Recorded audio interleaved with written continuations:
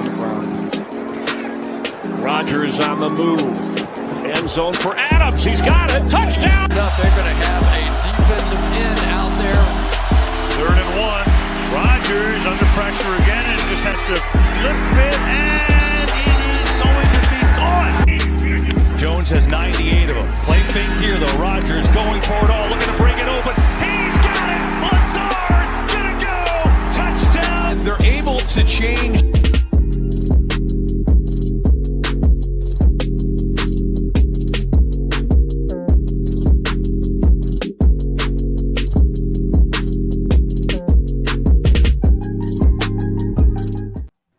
Ladies and gentlemen, what is going on? Welcome to another rendition of the Titletown Lounge podcast. I am your host, Rhino. You can find me on Twitter at Sports Talk Rhino. Of course, my humble co-host, Brandon. You can find him on Twitter at Wisco_Brandon. We're joined by two special guests today. Jacob Westendorf of Game On Wisconsin. You can find him on Twitter at Jacob Westendorf. And, of course, Dusty Evely. He's kind of all over the board with his work. You can find him on Cheesehead TV, a couple other platforms as well. Dusty, what's the Twitter at? At Dusty Evely. I was lucky. There's not many of us running around. Gentlemen, how you doing? Thank you so much for joining the show. Doing great. I got my kids are down, so I'm hoping they don't barge through, midway through here. But, man, I'm doing good. Good to talk to you guys. Awesome. Jake, how about you, sir? I gave my kid away, so she's definitely not going to barge through. Man, I thought I should have done that. Would have been easier, man. So, guys, we're going to jump right into it because we do have a pretty big show today. It's been a crazy week. The first week where it's pretty much been overall positive results for the Green Bay Packers. We've got Rodgers back at camp. Adams is playing despite the contract negotiation issues. And, of course, we've got 18 back as well from the Houston Texans.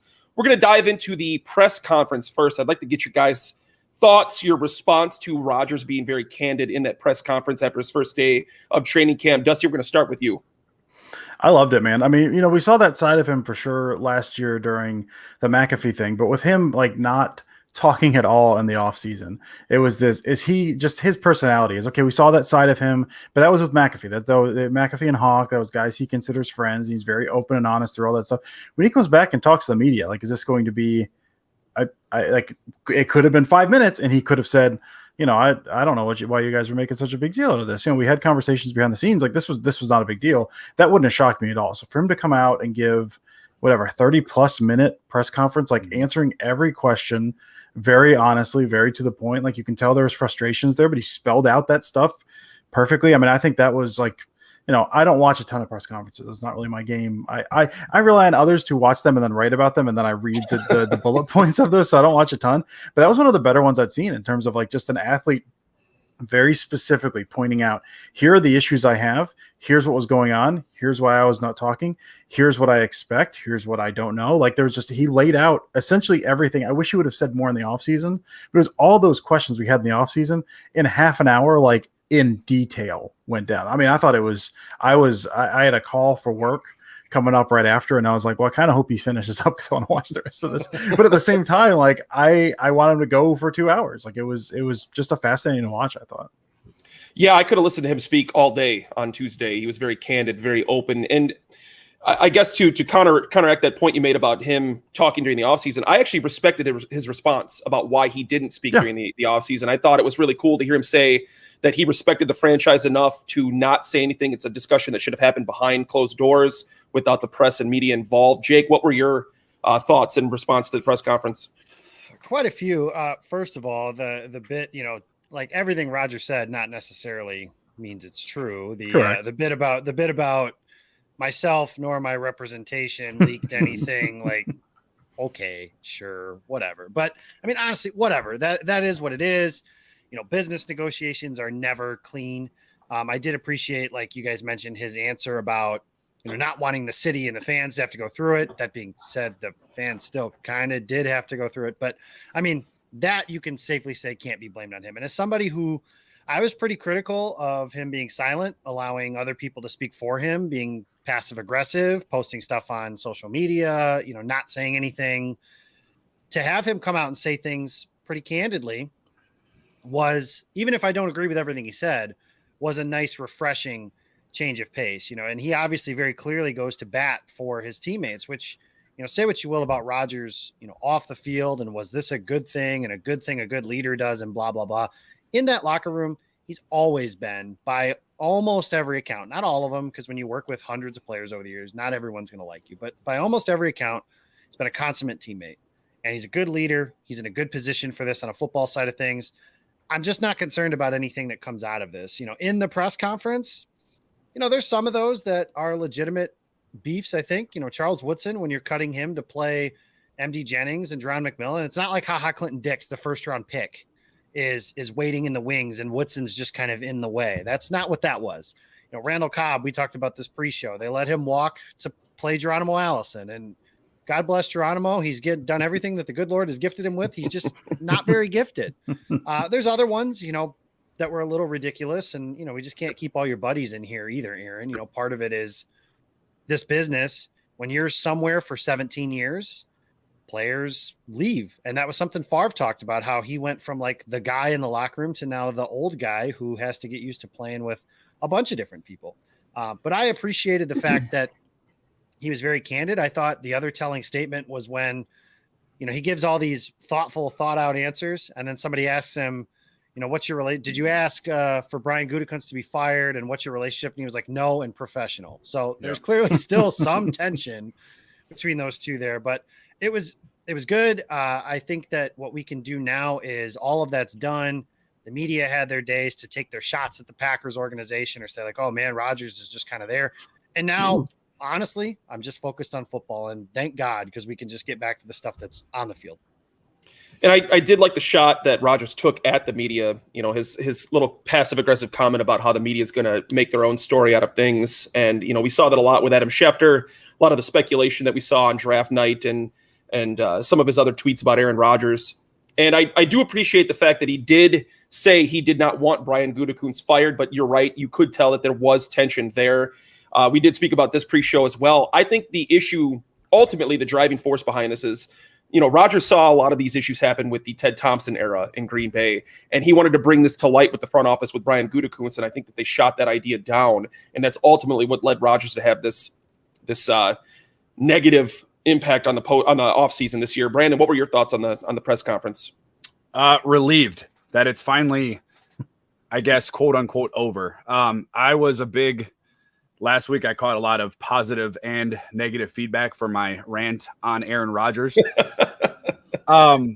More positive actually, but it was refreshing to see an athlete, not only an athlete, arguably the best quarterback to ever play the game. In my opinion, he is the best quarterback to ever play, to go up there and be completely honest. And like Dusty said, again, thank you, Dusty and Jacob, for jumping on as well. To go up there and speak his mind on matters that obviously have been lingering in the back of his mind for quite some time. You go back to the Ted Thompson era with guys that he let go, that maybe Aaron Rodgers wasn't happy about, all the way up until the Brian Gutekunst era, regime, whatever you want to call it, to where he is now letting guys go that maybe he's not fond of.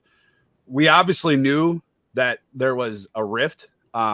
It's refreshing to know exactly what that rift was. Now, does it get resolved? You hope so. You think adding Randall Cobb right away, and to quote Goody, they've been working on it for, he said, quite some time. So it's obviously something Aaron Rodgers has expressed early on in this dilemma.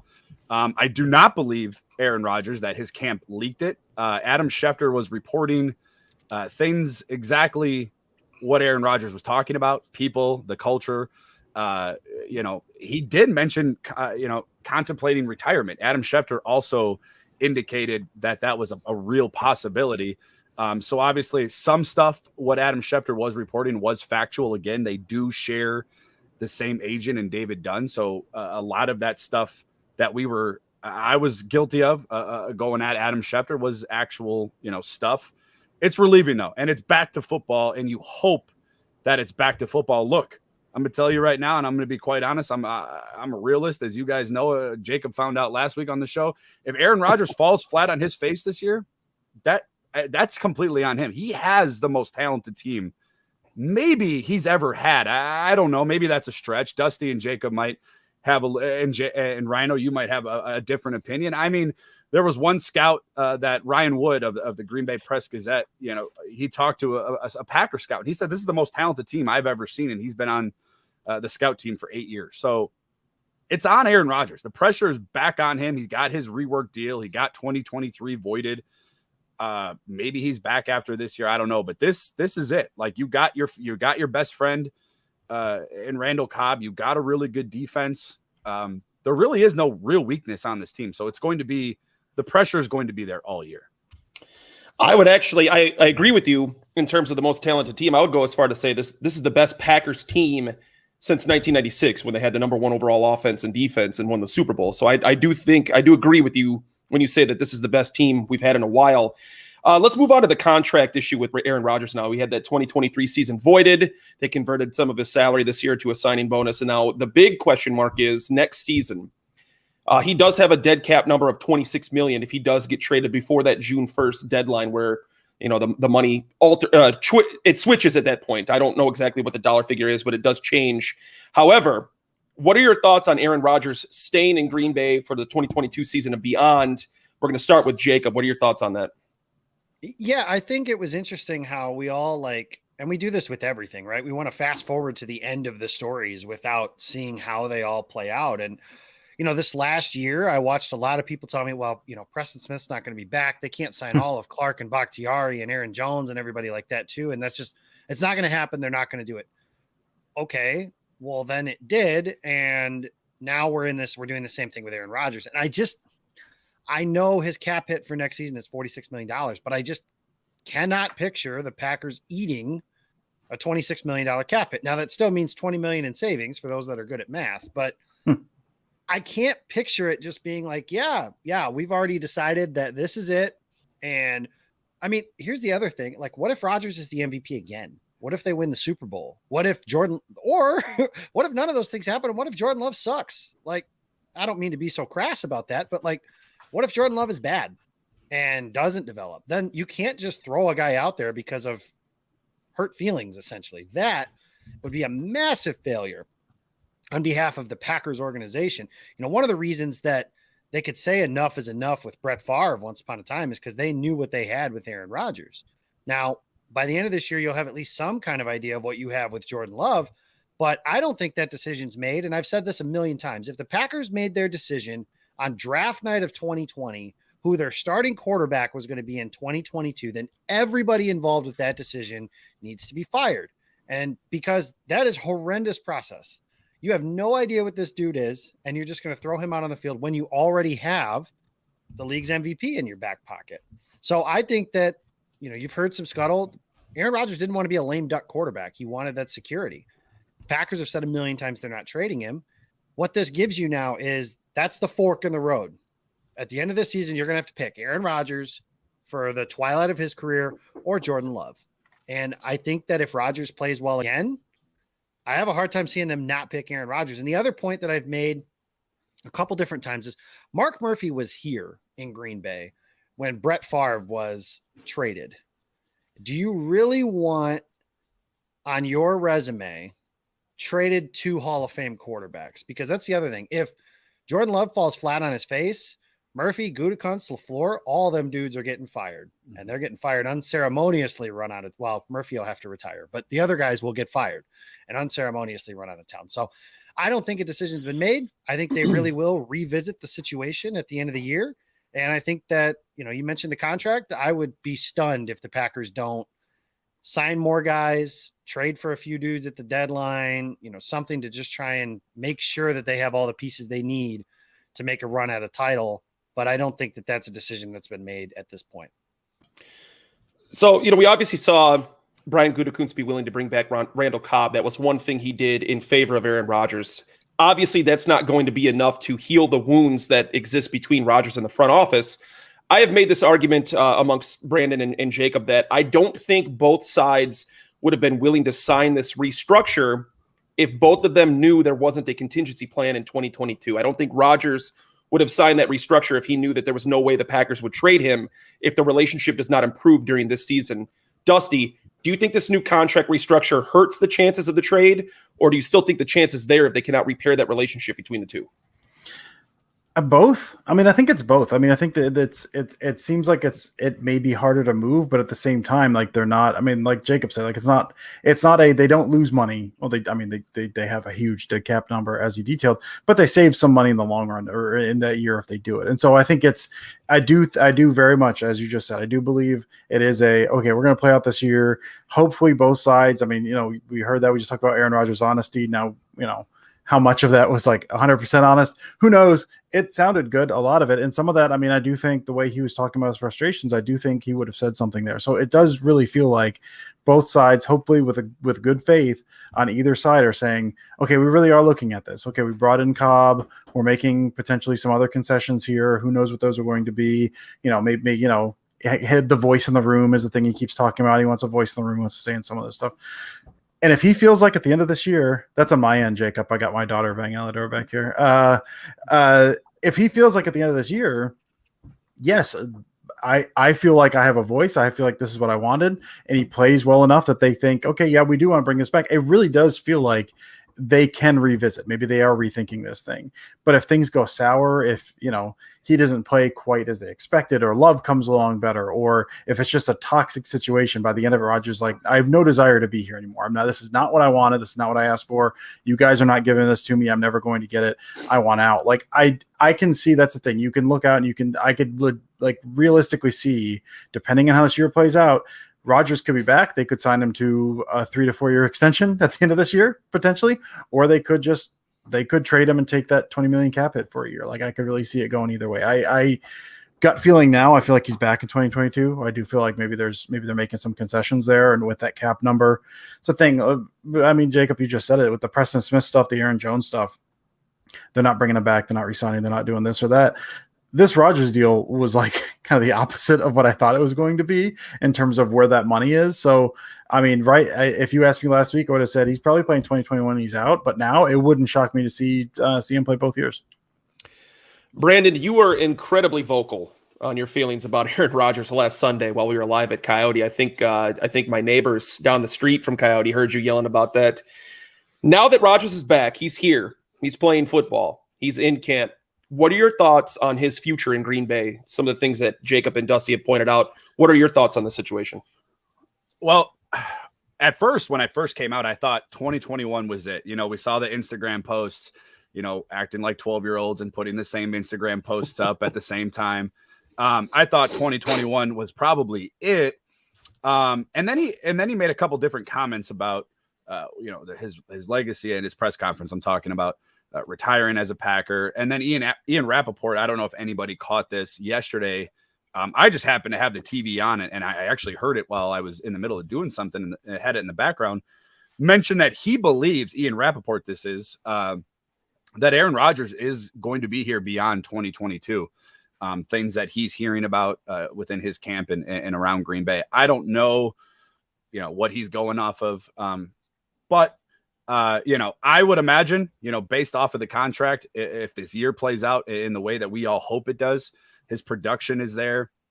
He said multiple times how much he loves Matt LaFleur's offense. There's a lot of different moving pieces within the organization. Devontae Adams is going to be coming up. You got all kinds of different free agents around Green Bay. I do want to touch on something that Jacob did say in regards to Jordan Love. Now, I'm not a Jordan Love stan, I think is what the kids call it these days. But when it comes 30 years too old to be saying that. So when it comes to the Jordan Love draft, now it's not a secret that he was not on Green Bay's, top of their board. They had multiple reports. Tom Silverstein, the Journal Sentinel, reported that they were trying to get up and get Justin Jefferson. Brandon Ayuk was in front of them. The San Francisco traded up, obviously, right in front of Green Bay and took Ayuk.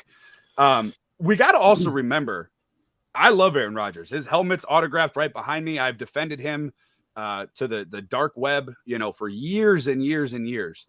Even some of my family, because they're still stuck on Favre. But looking at the Green Bay Packers as an organization, you can look around the NFL. Look at Houston. Look at Chicago. Look at the New York Jets. Look at Carolina. These teams, now New Orleans, that do never have a quarterback plan. Aaron Rodgers in 2018 and 2019 was on a steady decline. He really was. 2018, 25 touchdowns, 2019, 26 touchdowns. And then you saw the jump from 2019, obviously, into 2020 in the Matt LaFleur offense, whether, whoever gets the most credit, they both did a phenomenal job that year. You could see why, looking back at that, why Green Bay thought, quarterbacks might not be a terrible idea right here. He's a project, Jordan Love, that is. I've mentioned it before on multiple shows. If Jordan Love was at Clemson, Ohio State, Alabama, he's a top 10 pick. Matt Miller's big board, he was the second quarterback in that draft. Now, whatever you want to talk about quarterbacks and big boards and drafts, but he's a project. He's a guy that's going to need some work and eventually, might be that guy that takes over. But you could see why Green Bay wanted to take a quarterback in that position, obviously getting jumped. But to say that, they're not, the organization was crazy for taking a quarterback, just look around the NFL and you can kind of see why they did. So with that Jordan Love scenario looming in the background of a potential Aaron Rodgers extension, we'll just go around the room very quickly. Is that 2020 first round pick a failure if they sign Aaron Rodgers to an extension? We'll start with you, Brandon. No, it's not, because look, we could go back and say, they could have taken 100 different guys. That draft class is more scrutinized than anything. AJ Dillon will probably put that to rest this year. Josiah DeGuara will get back on the field. I don't, because you still need a backup quarterback. Like, I like Tim Boyle, he's great. It's a fun story, but you still need a backup quarterback. Aaron Rodgers is injury prone. Not saying he's always injured, but we've seen him be out multiple games, concussions, collarbones. You need a backup quarterback. Whether you need to address in the first round, maybe not, but I don't think it's a failure. Jacob? No, because I think that, there's a couple things. One, what Brandon mentioned is perfect. Look at the Saints. The Saints are picking between Jameis Winston and Taysom Hill. So a bad bust first overall pick and a tight end between who's going to play quarterback for them. You look at Pittsburgh. They don't want to play Ben Roethlisberger. They just have no choice. The Packers gave themselves insurance at the most important position in the NFL, maybe in sports. So not just that, but Rodgers can say all he wants that the Love pick didn't have anything to do or give him any extra motivation. I don't believe you. There's no way that they picked my replacement. The guy who holds grudges famously is just going to say, oh, cool, they picked a quarterback. I'm just going to do what I normally do. There's no way. So if that got Rodgers back in MVP form, 100%, I'm all for it. And the other thing is, if they give Rodgers an extension, they're not going to trade Love for a first-round pick, but they're going to get some capital back for him at some point as well. So no, that pick's not a failure. A failure is if somebody's actively bad for you. So, and there were plenty of players like that this past year, and the Packers have even drafted a few in recent years. So no, that pick's not a failure, regardless of what people on the radio and the TV and stuff are going to say about how they would have won the Super Bowl if T. Higgins was playing for him instead. Dusty? Yeah, I mean, it's the same thing basically. I mean, it's more than anything, I mean, looking at that, it's the process, right? Like you said, I mean, he did a good job of running down kind of he was in decline. Numbers were going down beyond that. I mean, you say when a quarterback gets older, the first thing to go is the deep ball. Well, Rodgers famously was not great with his footwork. And again, somehow magically rediscovered that after the Jordan Love pick. But you saw some of those things. I mean, even a little bit last year, there's a one to Tunyon that he ended up hitting against the Texans, but that's a touchdown if that's on the money. Like the deep ball starting to go, and it looked the previous 2 years as if it was like starting to really, really go. Like he was just missing stuff he doesn't normally miss. And that was a footwork thing, but still, that's always the first thing to go. A quarterback gets older, deep ball goes, the decline does not come soon as it's long after that. So as Jacob said, I mean, that's exactly my thoughts.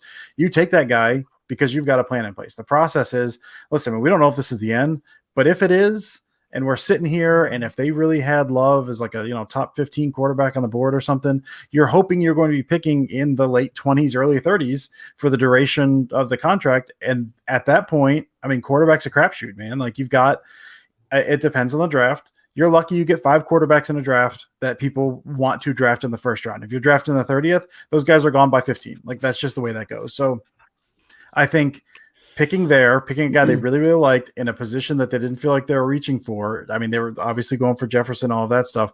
you're planning for that stuff. Like you said, like Pittsburgh, it's Roethlisberger because they don't want to put, it's Mason Rudolph, a guy named Duck, and me. I am QB4 on that team. Yeah, I mean, that's the process, the thought process, exactly right there. And so if Rodgers ends up, if that lights a fire under him, if that had nothing to do with it, but if Rodgers regains his form and is good for the next 4 years, and you just got to dump that draft pick, that's still not a waste, because that thought process is good. If we went 2 years after that draft and Rodgers had continued his decline, be like, oh no, what do we do now? We don't have a plan in place. Then we'd be screwed. And then all the radio people saying that's a wasted pick would be saying, why didn't they draft a quarterback 2 years ago? They knew, like, you can't win with some of this. But for me, it's always, you judge the thought process. You judge based on what's the data saying, what's it looking like this is heading towards, and then you make your educated guess based on that. So I think it's still a good pick. I mean, I think they made the smart decision there. And if they trade it now, I don't know. Who cares? Who cares? Like, Clinton Dix isn't still with the team, is he? Like, you're not. Every first round pick is not someone that stays around forever anyway, or even plays well under contract. So it's I think it was still a fine pick. Moving on to one of the additions that we saw this week for the Green Bay Packers, Randall Cobb. I thought the trade was a phenomenal trade. We sent a 6th round pick to Houston for Cobb. Houston made that banner. Come on. You know who made that banner, Jacob. You had that one in the holster all week, didn't you? I was waiting. I had my mouth. He made that shit on Monday. I had my mouth hovering over it. I was waiting for it. Getting into the Cobb portion of this week's story. I loved the move. I thought the trade was really well. I thought a 6th round pick and roughly 60% of his salary was a decent deal for Cobb. I do think that the sample size you saw of Cobb in Houston was not a good or big enough sample size to indicate whether he can still be effective on the field in 2021. He did have some injury problems, and let's not forget he was also playing on one of the worst teams in the NFL. He was extremely effective in Dallas in 2019, set a career high in yards per reception at about, I think, 15.1 yards, did have over 800 yards receiving. I have made the argument that if Cobb can come into Green Bay in 2021, have right around 50 receptions, 500 yards, 4 or 5 touchdowns, that is an extremely successful trade for them. And, the impact that he's going to have on the locker room and mentoring Amari Rodgers, that connection, the chemistry he obviously has with Aaron Rodgers. What are your guys' thoughts on the Cobb deal? What can we expect out of him in 2021? We'll start with you, Dusty. I love Randall Cobb. He's one of the few guys, like, I can't be subjective about. Like, I've been following him since college. I love him. And beyond that, like, he seems like a good dude, but I love his game, man. I just love his game. I know he's battled the injuries. I know he's turning, I think, 31 to start the season or something, if I'm not mistaken. But I mean, yeah, I think it's a good move. I think, getting Houston to eat some of that salary so he can fit into the books is good. It's essentially a 1-year deal. You've got no. I just think that's crazy with Houston. That's sorry. Yeah. Go ahead. It's like it's the ghost of Bill O'Brien is still just haunting those halls, making those deals, man. I'll get to my points when I have that, but yeah, I'm sorry. It's incredible. But yeah, I mean, I think, one of the points I hear, against him, there's a few, but one of the big ones is, they drafted Randall Cobb last year. His name is Amari Rodgers. Yes, that's exactly. I mean, he's basically a Cobb clone. However, I mean, first round receivers, and this changes year to year and depending on the receiver and all that. For the most part, like, a first round receiver he really doesn't hit until like second year. Like, you get, Jefferson had a huge breakout last year, but you get someone like CeeDee Lamb or Jerry Jeudy or those guys like that. And Jerry Jeudy's playing with Drew Lock, but whatever. I mean, it's tough for any position. I mean, to come in, hit the ground running in the NFL. Receiver, you usually get a 1 or 2 year lag there. And Amari Rodgers was a 3rd round receiver. Like, I love him. I'm a huge Amari Rodgers guy. I loved him in college. I think what he's going to give the offense in terms of some of that short area quickness, some of the jet stuff behind, like all that, I think he's going to be a huge piece on this offense, but I don't think he's going to be a huge contributor this year. Like, I think he's going to see snaps mainly as a decoy. This was before the Cobb move, but he was never going to be a huge guy this year. That was always going to be next year. So now you get Cobb in there. Maybe Cobb limits Amari Rodgers snaps a little bit more. He probably won't see the field as much, but what he will get, and I mean, if you know anything about Amari Rogers, is that dude works and that dude studies and he asks questions. You've seen it already. He's been talking to Cobb. There's the huge thing with the connection between the two of them, but he does such a good job. And it's almost like famous for this at Clemson and then at Green Bay even now as well. Like the fact that he just works and he studies, like he wants to know every single nuance. So being able to kind of almost redshirt a year, probably get some special teams work. He's going to see some snaps on offense, but he's going to be able to sit, learn behind a guy that he not only idolizes, but a guy whose game is essentially the same game as his, and just be able to pick his brain about this offense. Why did you do that? Why did you do this? Like in the long run, this is going to help Amari Rogers tremendously. Like he's not going to be huge this year, but I think just that mentorship is going to be amazing for Rogers in the long run. And then in the short term, you've got Cobb, who, has struggled with injuries. He probably will not play 16 games this year. I'd be shocked if he does. But when he's in this offense, I mean, what this offense really, really thrives on is, I mean, I like Lazard. One of the reasons Lazard has been such a big part of this is that blocking. They've got, Adams will block, but he's not an amazing blocker. MVS can't really block. EQ, bless his heart, man, he really, really tries, but he cannot. Lazard, elite blocker. And when you're trying to dress up some of those runs and make them look like passes and passes look like runs, you saw that the Lazard touchdown, you had it, the video at the beginning, that Lazard touchdown against the Rams. That was, they've been running that same smash outside zone play essentially like 4 times in a row, and they start creeping up and he runs past them. It's the respect of the blocking ability.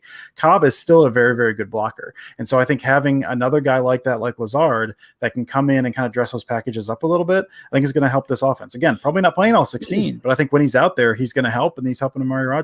I could talk about Cobb for 2 hours. So I'm going to stop now. I apologize. We do have the godfather of the podcast, Papa Alberts, jumping in here in the chat. And so I want to address this comment specifically to you, Dad. I made this comment to you guys pre-show that the chemistry between Cobb and Rogers is probably one of the most underrated relationships we've seen in Green Bay. His ability to improvise when that pocket collapses or when Rogers has to roll out due to pressure, his ability to improvise downfield and get open, and they somehow connect, 7 times out of 10, 8 times out of 10, when he's beyond his route tree. He's obviously not still a part of his normal route tree. He is improvising, getting out in the middle of the field, finding a way to get past the defender and get open. That has been unparalleled in Green Bay. I don't think even Jordy or Devontae has had that same connection, that same chemistry with Rogers when Cobb was in Green Bay. So I think that alone, that comfortability for Rogers under center is very valuable. And we already touched on this, his mentorship towards Amari. That you can't put a dollar figure on that. You can't value that. Amari is going to learn from a guy who was for quite a long time one of the best slot guys in the NFL. He was top 5 at the slot position. So I think there is no dollar figure you could put on that. I think his impact is going to be greater behind the scenes than it will be on the field. We're probably not going to see 900 yards out of Cobb, but his impact off the field is just as valuable as his impact on the field. Brandon, what are your thoughts on Cobb? Initially, I loved it. You go back to, throughout his career and Bears fans' nightmares, they still see Randall Cobb running down the sideline. What's not to like out of it? Honestly, there's a lot of good that comes with Randall Cobb. There's a comfort piece. He knows how to play in the cold. He's a security blanket for Aaron Rodgers. He's going to open up the playbook for Matt LaFleur. You're going to get Amari Rodgers mentored. You're going to get probably some crazy packages with both of them on the field. I mean, Dusty can talk a little bit more about that. I'm excited to see what he does in this offense. I think when he was here with Mike McCarthy, nothing against Mike McCarthy, Super Bowl winning coach, I respect the heck out of him. Matt LaFleur is a little bit more creative. I think we're going to find a lot of different. Time. Yeah, you're going to find a lot of different packages and things that that Cobb is going to be into. The only question I have, and I have to be the negative Nancy on the show, and this wasn't a planned question, it just kind of popped in my brain. What do you guys think that receiver room thinks of this? Because obviously that is somebody that Aaron Rodgers wanted. It was one of his, quote unquote, demands. Do you think there's going to be a little bit of uneasiness, maybe a little bit of tension? Guys like MVS who already lack confidence, where Rodgers is in that, GM room, that Mark Murphy office talking about, I want this receiver. How does that affect Alan Lazard's mental? I don't know. It's just an open-end question. I mean, I love the move. Houston is doing Houston things with the 6th round draft pick and eating a little bit of his contract. I don't know. I love it. on the surface. I just hope it doesn't come back and bite us in the long run. To touch on that question real quick, I honestly don't see there being any tension in that wide receiver core room at all. I mean, you got guys like Adams who played with Cobb for several years. They're obviously going to have that relationship, that friendship there. Amari Rodgers probably loves the move because he's going to be able to learn. He's going to be a sponge underneath Randall Cobb for at least the first year. And I don't really think Lazard or MVS are going to have a problem with this. I don't think Cobb is going to be taking too many reps away from them specifically, more so Amari Rodgers in that slot position. But I think every single guy in that locker room is going to love this move. I mean, Cobb is a great locker room presence. He's a very positive figure on the field. He's obviously an NFL veteran, so he's going to bring that experience to the younger guys like Lazard and like Amari Rodgers. So I don't see anybody having a problem with this move. No, and I think that the guys who might have a problem with it are just dudes that, now aren't going to make the year. Equinemius St. Brown's, Jawan Winfrey's, Reggie Beggleton's, those dudes at the back half of the roster. Because now, I mean, you really don't have a lane to make this roster. So maybe that causes some tension, but they'll be gone in 3 weeks anyways. So that part doesn't really matter that much. I think that, the other thing that I think this team might realize, and maybe the receivers realize, is if Cobb is the opportunity cost that brings back Aaron Rodgers, then it was worth it. It's a they're paying him $2.5 million for this season. It was a 6th-round draft pick, which is essentially a preferred free agent.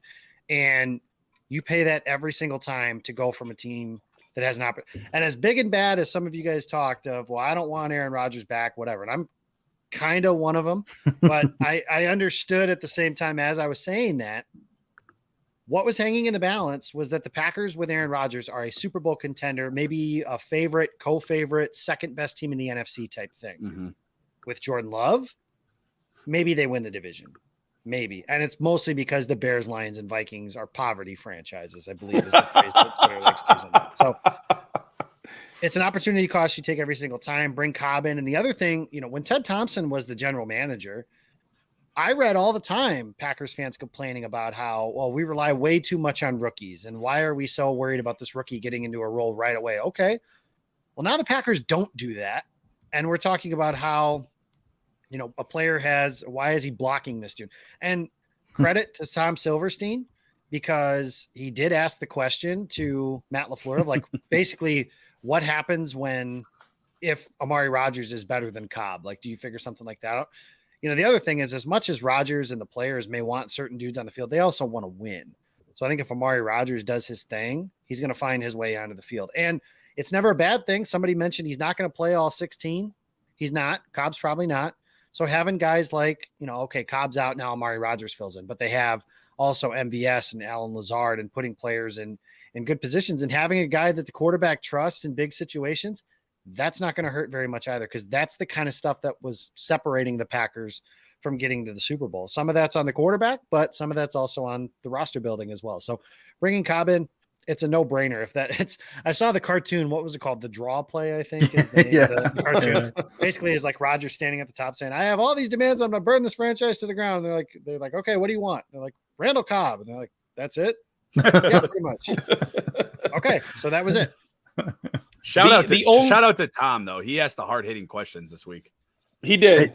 I do respect Tom's input on that press conference. The one important question that arises out of this Randall Cobb move is this: if Randall Cobb comes in and has a very effective year, if we are talking 700-800 yards, 60, 70 catches, 8-9 touchdowns, the question then arises, what do you do with Cobb in 2022 in regards with Aaron Rodgers? Because if he does have a very effective year and you're planning on moving away from Cobb, that negates everything you did this preseason with bringing him back to try and make Aaron Rodgers happy. So if we do see an effective Cobb, they're ultimately handcuffed into keeping him next year, regardless of his age, regardless of Amari Rodgers. I mean, Dusty, what are your thoughts on this particular scenario? I know it's a little far-fetched, but if we do hit the scenario, what happens?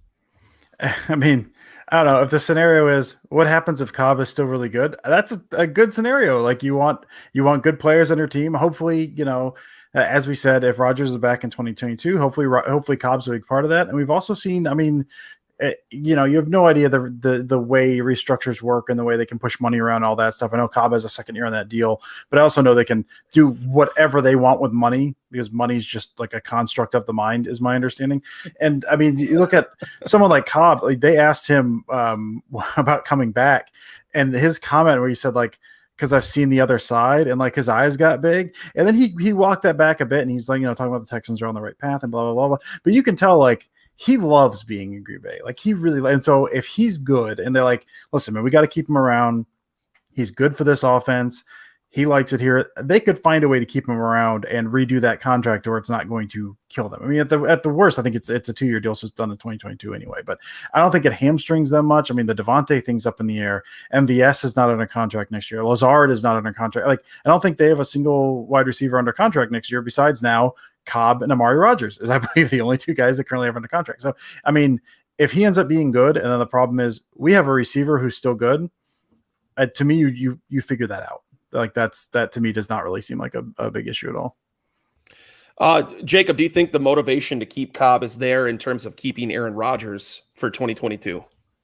I've talked about it, how I think that there is a possibility that if Cobb is good, then, you know, Dusty kind of laid out the contract situation for all the other receivers in that, yeah, I mean, if it's going to be Amari Rodgers is the only one there, Lazard is a restricted free agent, so that's a relatively easy one if they want to do that. And then Devontae Adams will get his extension, but having another guy in here like Cobb and then drafting a guy or two, I don't think that's a bad scenario. And keeping, if it helps keep Rodgers around and he plays the MVP level kind of thing, I think what you're getting at, and maybe what, and I don't know, I'm not Aaron Rodgers, but listening to him speak, it's more, why did you make this decision? So, you know, if they're going to let Cobb walk or cut him or something, it's, do they explain, hey, Amari is coming.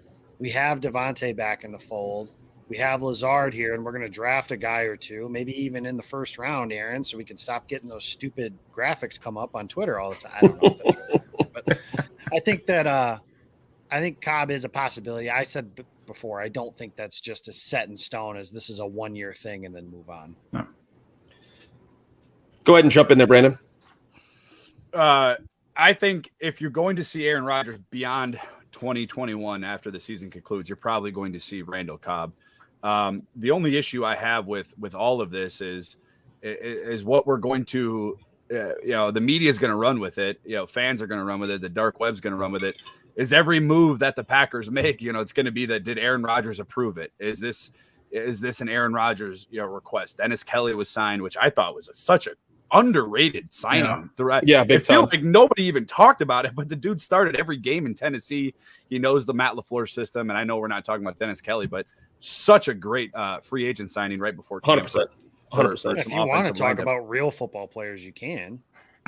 We're talking about Aaron Rodgers, so I mean, what are you saying, Jacob? I'm saying offensive linemen are much better football players than pretty boy quarterbacks and receivers.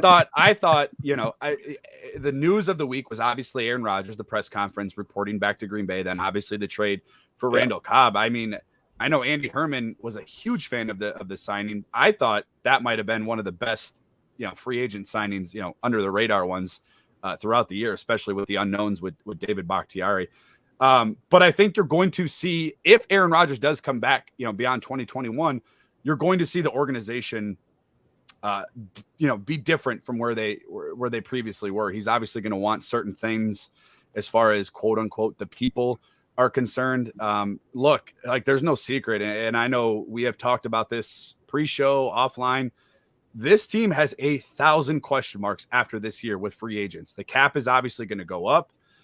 Thank God. But again, you're talking about a handful of top end talent that's going to be due a lot of money. And I know we're going to talk about Devontae Adams and the rumors around his future. But, you know, I'm a fan of keeping Randall Cobb only if, I mean, honestly, even if it's Jordan Love, I would still love Randall Cobb just because of what he does in that locker room on the field. But yeah, it's going to be definitely, I know we're not even into 2021 yet, but it's going to be a heck of an offseason next year. Speaking of those question marks, the biggest question mark outside of Aaron Rodgers for 2022 is going to be Devontae Adams. Now, we kind of have a feeling of what he wants after his press conference. And just to speak quickly in his press conference, another very candid, open, honest press conference to follow up that Rodgers I mean, Adams was straight to the point, and he did not hold any punches. He was very honest. He was very straightforward. He doesn't care what Rodgers does. He doesn't care what the front office does. He wants his money. We now know that. So we're going to dive into Adams and his contract. I've made the argument on the show last week and in private that I don't want to give Davante Adams that kind of money. I don't want to lock him up for 4 years for what's probably going to be over $100 million and somewhere in the ballpark of 70 to 80 guaranteed. He's turning 29 in December, which means a 4-year extension will take him to 33 years old. You've got guys like Jair Alexander, Darnell Savage, Elgin Jenkins are coming up. They're going to need contract extensions. We also spoke on the wide receiver core in the locker room next year, only 2 guys being under contract next year as well. They're going to need some money to go around. And we still don't know what's going on with Aaron Rodgers yet on whether he's going to play for the Packers next year or not. Jacob, what are your thoughts on, I know you want to sign Davante. I know you think it's going to happen, but realistically speaking, is it a good move to make? Is he the best receiver in the NFL? For now. Then yeah. I mean, I think that the thing I've been saying is, we worried about all this stuff and we've done it a million times. Brian Bulaga the first time, Randall Cobb, Sam Shields, all these dudes that have been like, oh my God, are they actually going to get a deal done last year? Bakhtiari, Jones, Clark.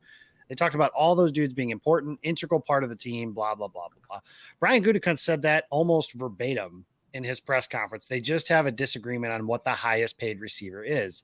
So I think they come to some kind of agreement. Maybe that's Green Bay bending and saying, yeah, okay, we'll give you 28.26 or whatever a couple dollars more than whatever DeAndre Hopkins is. Or maybe Davante realizes that, and his representation realizes that that's kind of an outlier, but I don't anticipate that happening necessarily. But I think that the idea is to have good players on your team and to keep good players on your team. So if you have a good player, you keep him. And Davante, he's going to turn 30, but he has the game that ages well. This isn't a speedster deep threat guy who's going to lose his legs and then all of a sudden not have it anymore. That release package is still going to be there when he's 33 years old. And I think it's a positive thing, whether it's Aaron Rodgers as he ages or Jordan Love as he gets older, or as he becomes the starting quarterback, I should say. Either one of those things, to have a guy like that that's already established. And like you mentioned, Davante doesn't care who the quarterback is, evidently. So we're talking about just whether it's a matter of dollars and cents. When they said they broke off extension talks, everybody freaked out and said, okay, now he's gone. Andrew Brandt said that means, yeah, we'll pay him, just not right now. And that's what will happen. They'll pay him. It's just not going to be right now. And, I've made the argument that I would rather have Jair, Jenkins, and Savage locked up on the team than Davante Adams. Dusty, what are your thoughts on that? And what are your thoughts on this whole scenario with Davante Adams? Adams gives you so much, man. Like you said, I think that's, to me, it's the money and his age and some of his injury history. Not a long one, but he had the foot. He's had a couple of those things, but to Jacob's point, like, he's not a burner. He's never going to be a burner, and that release package is there. Like, he's essentially he's like a possession receiver that can beat you deep because he murders you at the line. Like, he doesn't have blazing speed. His burst is pretty good. It's just his footwork is just so insane at the line. That's how he creates a separation. So, it allows you to do, a lot of those 3-by-1 offensive sets you get, and you have Adams on the backside, you isolate him. And at that point, it's a real quick pre-snap read. Do they have one guy over there? Can Adams beat that guy inside? Is it 3rd and 4? Can he beat that guy? Yes, he can. Well, if the defense then starts shifting over to that, you open up stuff on the other side. Teams are doing that 3-by-1 so much. I know Chiefs do it a bunch with Kelsey, because I know he can just win with whoever lines up against him. Kelsey can win against on that side. Adams is the same way. Whether that's I think Nick Yoder just said in the chat, whether that's Adam or whether that's Rodgers or whether that's Love. So you have Rodgers who's smart, especially with a lot of that RPO stuff, with where you can just kind of sling it out and you pick up 5 to 7 yards easy just because of what he can give you there. Or whether it's a 3rd and 4 that you need, if you've got a guy that can win every single time, that is hugely valuable, either for a veteran quarterback that knows what he's looking for, or a young QB that just needs a guy wide open on his 3-step drop. It's a guy like Davante is supremely valuable. Now, the money makes me wince a little bit, but also, like, I don't know what happened to me in the past year. Like, I don't care about the money at all. I like none of this. Like, I've seen this, like, there's Ken Ingalls does a great job, and he does all the cap stuff, and I follow him and I love all the stuff he does. But a lot of people are very much into the how to run the front office type of mindset. What are they going to do in 2022? I don't care. I don't particularly care because I believe that stuff will be figured out. The money can be mixed around. I think of anyone like freaking out about Packers cap stuff. If you were a Saints fan, you'd be dead. You would be dead by now with all the gymnastics they do. So I'm currently of the mindset that, like Jacob said, you got good players. You pay your good players. They make your team better. They help your old quarterback. They help your young quarterback. The money stuff, I assume, will be figured out. Yeah, they got to pay Jair. I love Jair. I really want him back. I think Savage is going to be insane. Like I hope they can bring all those guys back. Understand they probably can't, but especially I skew from the offensive side of the ball. And if you look at what Davante Adams does and what he brings this offense from like a bunch of different angles, it's really hard to say, no, I don't want him because he's going to cost money. Because then, I mean, you're left with like suddenly, I really like the wide receiver room, but suddenly then let's say they bring back MVS, who's the speed guy, and I love MVS, and they bring back pretty much the entire receiving core next year, and it's not Davante Adams. That receiver room suddenly doesn't look as good. Now it's, Amari Rodgers is your one, or Lazard is your one. Like those, you can do so much more when you got a guy. Someone was asking me about this last night on Twitter, as far as like, well, he doesn't have, every now and then Adams will drop a ball and, he's not super fast. And if you have a guy that you want the number one top paid wide receiver in the game, like you're looking at this stuff with a fine tooth comb. My point was like, that doesn't matter. Like, what does he give? What's his elite skill? His elite skill is his footwork off the line and his route running. And actually his drops, PFF had his drops at like 0.09 was his drop rate, which was like tied with DeAndre Hopkins for last year. So, I mean, he has had a problem with drops. That seems to have gone away. He's cleaned that up. He has an elite skill that is likely not going to fade over the time of the contract. And he helps your offense from a bunch of different ways. So I'm in favor of pay everybody. And then the front office will figure out how to do that. But I mean, I think Jair is going to have to get that money. I think Davante is just too valuable to the organization and to the offense to not pay him. The only reason why Davante's drops have a sore spot in my heart, that Monday night game, Christmas Eve, 2019, he dropped a touchdown pass against the Vikings, and that cost me my fantasy football championship. But anyways, moving on. So I am a conspiracy theorist. I talked about on the show last week about how the Adam Schefter report on Tuesday, which was game 6 for the Bucks and 6, about Rodgers declining the 2-year extension that would have made him the highest paid quarterback in the NFL. And then 3 days later, we had the report of contract negotiations breaking off with Davante Adams. I am now of the contention that maybe the Packers were like, all right, hold on, Davante, if you're willing to play 2021 without a restructured deal, without the extension, let's see what happens with Rodgers. Maybe if Rodgers leaves in 2022, they're willing to let Davante walk in 2022 and use that cap space that would open up to rebuild around Jordan Love. Brandon, what are your thoughts on that? What are your thoughts on Adams as a whole? Everybody last year especially was trying to criticize the Green Bay Packers in their 2020 draft. If you take Zadarius Smith off of this Green Bay Packers team, every single player that is a star or a really good player, Aaron Jones, Aaron Rodgers, Davante Adams, Jair Alexander, Savage, Rashawn Gary, these are all drafted homegrown players. These aren't free agents that are coming over to Green Bay. Green Bay is the best at what they do. They draft and develop better than anybody. All these people, Packer fans on the dark web that want to criticize taking Jordan Love in the first round and A.J. Dillon when you don't need a running back. And look, it's obviously paying off. You're going to see a big year, in my opinion, out of A.J. Dillon. You have a good problem in Green Bay. It's a good problem because you're drafting well. The problem is you can't pay everybody. And that's where it comes in with Davante Adams. I'm on both sides, I guess. I'm with Dusty. Like, it's not my money. I don't care. Pay him. I think if you see Davante Adams ink a big deal, now people will say he would have signed it anyway. I think, in my personal opinion, and I might be completely wrong, if Davante Adams signs an extension, a 4-year, 5-year, whatever it may be, I think that's an indication that Aaron Rodgers is going to be around for a few years. Look, Davante Adams can go and get this money anywhere he wants. He's publicly has said, whether it was the Instagram games, with Derek Carr, he wanted to play with Derek Carr. He likes Derek Carr. They're good friends. They went to college together. I think if you see Davante Adams sign that deal, he's not going to want to be here for a rebuild at 30 plus years old. In my opinion, I think if you see Davante Adams sign a deal, that's a good indication that Aaron Rodgers is going to be sticking around after 2021. I am in the camp of paying him. Now, I know I shared the tweet with our group chat. Matt Schneidman, I think he's of The Athletic, reported yesterday that Davante Adams wants more than $25 million per. at 25, and his quote wasn't even close. I don't know what his money is that he wants. He's going off of the DeAndre Hopkins contract, which isn't even realistic. It's got a voided year at the end of it. So I don't know. You're good. You're not going to be able to keep everybody. So what does that mean? Sign Davante Adams, lose Savage, lose Gary eventually? I don't know. It's a tough game. Russ Ball is better than anybody. I put my faith in the organization that they're going to make the best decision. I'm in the camp of keeping Davante, but again, at what cost? I don't think you're allowed to pitch losing Gary potentially in front of Jacob. Is that allowed? His son. He just kind of started throwing names out there, and we know the deal. Gary is priority number one in terms of getting a new contract. I think Rashawn Gary is great. That's the problem, though. I think, it's not a problem. You draft so darn good. Elton Jenkins, you talk about. Gary, Savage, Jair. Like you can't. I don't know. Can you pay everybody? It's not my money. I'm in the camp with Dusty. Pay everybody, but realistically, you can't. No, see, the only problem talk about that. But only problem Gary has under his belt is that he never beat Ohio State. Well, yeah, but neither has anybody else, so that's okay. That's fair.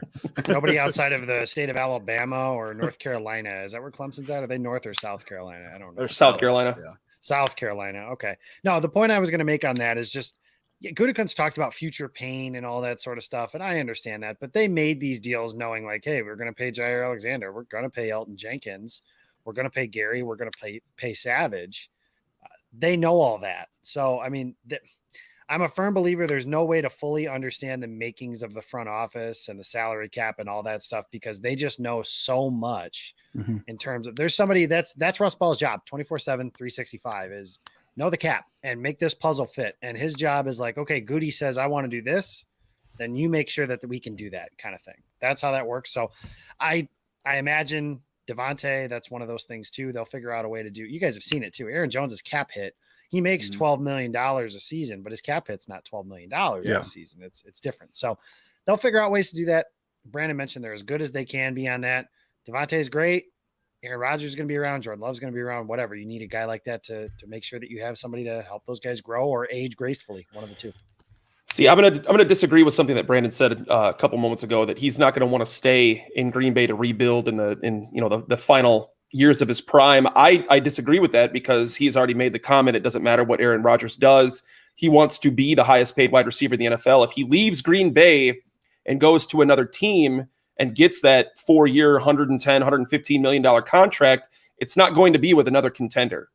Any team that's willing to pay $100 million for a receiver is usually either right on the cusp of making or breaking the playoffs, or usually around a 4 or 5 win team. The teams that are already contenders have a number one wide receiver in their franchise. So if he leaves Green Bay, it will be with a team that is rebuilding. It won't be with a team that will be ready to win a Super Bowl in 2022. So I don't know if that is necessarily his motivation. I think the number one motivation for Davante Adams is money, and that's it. Money, period. The dollar figure, nothing else matters. Dusty, did you want to add on Davante before we switch topics here? No, I mean, I think that's it. And I'll close with, I've likened it to, because I've seen that a lot. The Adams goes, Rodgers goes, he'll stay, he'll go, whatever. I just think of the Peyton Manning, Reggie Wayne thing, because Wayne's contract was up when Manning was, well, he's going to go wherever Manning goes. And Manning signed in Denver first, and Wayne was like, no, I'm re-upping in Indy. I like it here. So to me, that's kind of I really do think, I mean, he was another guy who was very clear, short and to the point, but he was like, listen, man, I don't care. I just want my money. I'm not going to be a baby about it. I'm not going to talk about it. You guys are asking about it, answer questions. I just want money. Like that seemed very clear. It doesn't matter where he gets it. Just give him that money. We are going to finish the show with just a brief conversation about what our thoughts are for 2021. We do have Rodgers back. Cobb has joined the team. What are your realistic expectations out of this team going forward? I want your realistic expectations out of Rodgers and out of the Packers as a whole in 2021. Jacob, we're going to start with you since you were pointing to your ring finger. Really big rings, man. I just told you that was what was hanging in the balance. This team can win a Super Bowl with this guy on the team. That whole thing, that guy's been the scout that had been around for 6 to 8 years saying this is the most talented team he's been around. I agree with him. They were better than Tampa Bay last year. They should have won the Super Bowl last year. They didn't. That is what it is. That's water under the bridge. Matt LaFleur is a great coach. Aaron Rodgers is a great quarterback. They have a plethora of weapons now in their third season. Preston Smith looks like he's in better shape. He's got that motivation to get his money. Zadarius Smith is Zadarius Smith. Rashawn Gary is going to have that year 3 leap. Darnell Savage is going to have that year 3 leap. Jair Alexander is going to have that year 4 leap, which is crazy to think he could be even better than what he's been. And then you just add in the fact that I just mentioned they're going to add guys. So there's going to be a weakness they'll find. And Gutekunst has done that in years past. Last year he added Damon Harrison. He was in on trying to trade for guys at the deadline. This year, I think is the year where that happens. I don't know who that is. I don't know what that looks like, all that kind of stuff, but they're going to add to the deficiencies on their roster and have a chance to, like they said, they're focused on winning a championship in 2021. Realistic expectations for Rodgers is an MVP season. You can pencil him in for something that maybe he won't win the MVP again, but he could. I think it's as simple as that. The Packers are right there. And I didn't even talk about the fact they have 4 dudes that can play offensive tackle at a passable level. That's crazy to me because most teams don't even have 2. They have 4 guys that can play tackle at a passable level. So get Bakhtiari healthy. Make sure Rodgers doesn't get hurt. Everything else from that's gravy. Go win a championship in LA. So that NFC Championship game loss, everything that has happened throughout the offseason, is that really water under the bridge? Is that something that the Packers can get past and not have to worry about hanging in the balance? Dusty, your thoughts? I think so. Listen, some of those guys, this might be the last year they're there. Someone like MVS, they probably bring Lazard back. Who knows what's going on with Cobb, maybe Devontae, who knows? But a lot of these guys, this might be their last year. And I really do think, listen, there's some games that leave, I think, a certain kind of stink on an organization or team for a while, that kind of malaise. 28-3 did that with the Falcons. And some of that was just general mismanagement and the defense just going to absolute hell. But I do think there are things that can kind of stain a team and kind of carry that with you. I don't think that's one of them. They got that game in Lambeau. They should have won that. They absolutely should have won that.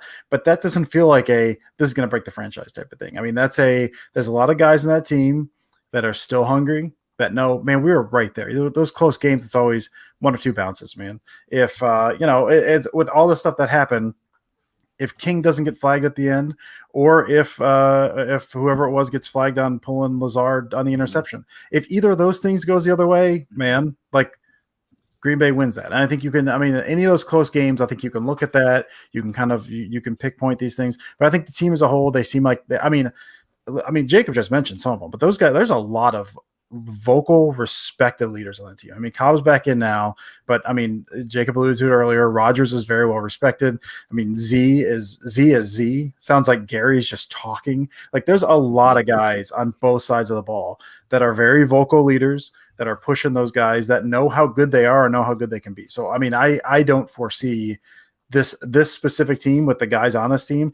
I don't think it's going to carry over. I don't think it was going to any impact. I think they're just going to, okay, we got there last year. Let's finish the job this year. That seems like that's going to be the general attitude. I think realistically speaking, with the defense and offensive weapons that are on this team for 2021, you've got the Packers, the Chiefs, and the Bucs. Those are your top 3 teams right now. Those are the top 3 teams you could arguably pencil in for a Super Bowl spot and really not have to worry about losing that bet on paper going into the season. Of course, Brandon, your thoughts realistically speaking on the Packers for 2021? Realistically, I'm with Jacob. It's a championship. Look, every year you have the best quarterback to arguably play the game. It's championship or bust. And then you look around his supporting cast. Now, a lot of teams that Aaron Rodgers was the quarterback on in Green Bay, that you could point to a really big gaping hole, whether it be offensive line, cornerback, defense, whatever. Dusty, Rhino, Jacob, you guys can allude to this a little bit more. I don't know if there's a real weakness on this team. I think I'm excited for Joe Barry. I think the linebackers are going to be improved. I love the Eric Stokes pick. You got the best cornerback in football. You have a top 5 offensive line. You have a top 3 running back tandem. You have the best receiver. Special teams is going to be better with Amari Rodgers and Randall Cobb. You're going to shore that up a little bit. The expectations don't change at all. In fact, they probably go up a little bit more because of the offseason that the Green Bay Packers did in fact have, with the obvious Aaron Rodgers dilemma. Is he going to come back or not? It's a championship bust. That's all it is. Yeah. And this isn't to, make fun of anybody or whatever, but Giannis put pressure on the Green Bay Packers, and winning a championship in Wisconsin. Matt LaFleur was there at Game 6. Darius Smith was there in Game 6. Aaron Jones was there. They got a taste of what that looks like on the other side. And I think they're going to feel a little, I don't want to say pressure, but they're going to feel a little bit of, energy, going to win a championship. And to me, it's a championship or bust. To me, the only glaring hole that this team had, and it wasn't even that big of a hole, but the only real significant hole they had was that middle linebacker play going into the season. But I think they shored that up with the hiring of Joe Barry. I mean, he is a middle linebacker savant. I mean, he's done some really good things with middle linebackers. His time in Los Angeles would be evident to that. So that we'll wrap up the show with that. We all, I think, are in the same contention of Super Bowl or bust for the Packers in 2021. Oh, Brandon, go ahead. Jump in there, man. We have Jacob on our show. He's obviously Game On Wisconsin founder, president, whatever you are. You're pretty high up there. King? I think he calls himself King. Janitor. Janitor. We have a little bit of a video I want to play, but I want Jacob, before I play it, I want Jacob to speak about it, and then we'll get into it a little bit. Yeah, September 19th, the day before the Packers have their home opener against the Detroit Lions. We've got a little something coming for you guys, but I'll let everyone else kind of explain it for you. Why don't you go ahead and hit that thing, Brandon? Check it out.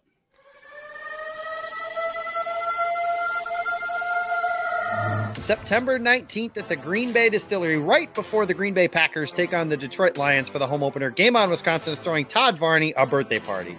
Okay, not really. It's just an ironic coincidence, but we will be throwing a party at the Green Bay Distillery. Food, football, drinks, prizes, all kinds of stuff you can win. You want to check out our YouTube page, our Twitter page, and our other social media page, Game On Wisconsin. For details, meet us at the Green Bay Distillery on September 19th. Come meet and greet all of your favorite Game On Wisconsin personalities and have a chance to win some really cool stuff. We hope to see you there.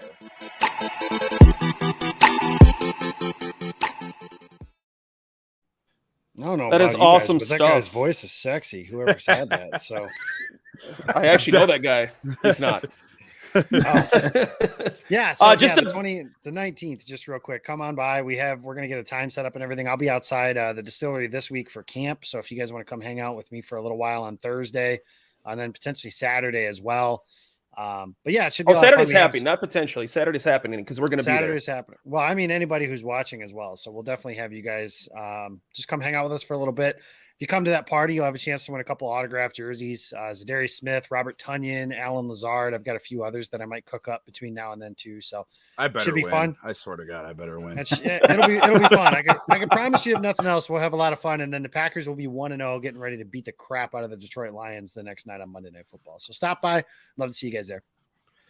Awesome stuff. Awesome stuff. Thank you very much to Dusty and to Jacob for joining the show today. Thank you very much for your time and energy. Of course, thank you, Brandon, as well, for leading the ship. I am Ryan. You can find me on Twitter at Sports Talk Rhino. Of course, Brandon, you can find him on Twitter at Wisco_Brandon. We've got at Dusty Evely and at Jacob Westendorf as well. Gentlemen, have a phenomenal Sunday, and we will see you around the corner. Thanks, Have guys. a good one. Thanks, guys.